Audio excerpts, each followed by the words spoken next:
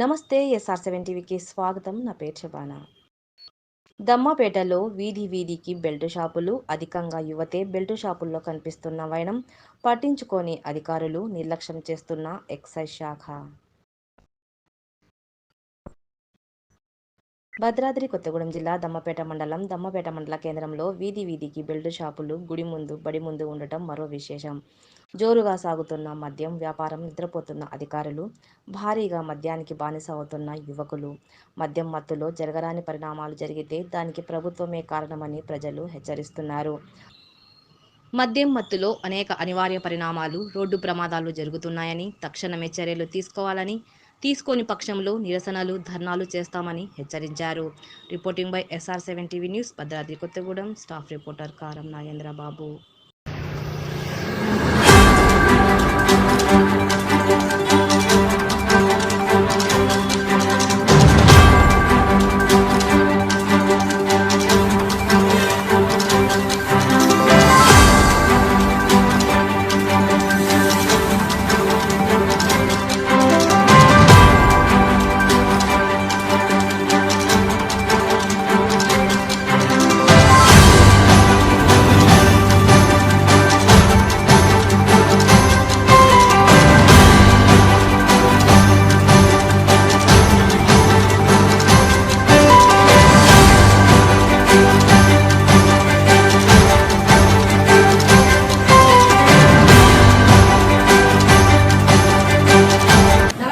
మాది భద్రాద్రి కొత్తగూడెం జిల్లా.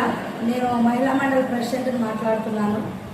ఎక్కడ చూసినా విడిగా బెల్ట్ షాపులు బాగా తయారయ్యి, ఒక బడి లేదు, ఒక గుడి లేదు, ఒక చర్చి లేదు, ఒక ఇల్లు లేదు. ఎక్కడ చూసినా బెల్ట్ షాపులు దర్శనమిస్తున్నాయి. వాటి గురించి మాట్లాడితే వాళ్ళు అమ్ముతున్నారు, మేము అమ్ముతున్నాం, వాళ్ళు అమ్ముతున్నారు అని చెప్పి ఒకళ్ళకొకళ్ళు కొంతలేని సమాధానాలు చెప్పుకుంటూ బెల్ట్ షాపు ఇంటింటికి టీ కొట్ల టైప్లో పెడుతున్నారు. ఈ రోజు బెల్ట్ షాపు మా ఇంటి పక్కనే పెట్టుకుంటా, ఒక పక్కనే చర్చి ఉంది, అక్కడే మినీ హాస్పిటల్ ఉంది, అక్కడే గీతాంజలి స్కూల్ కూడా ఉంది.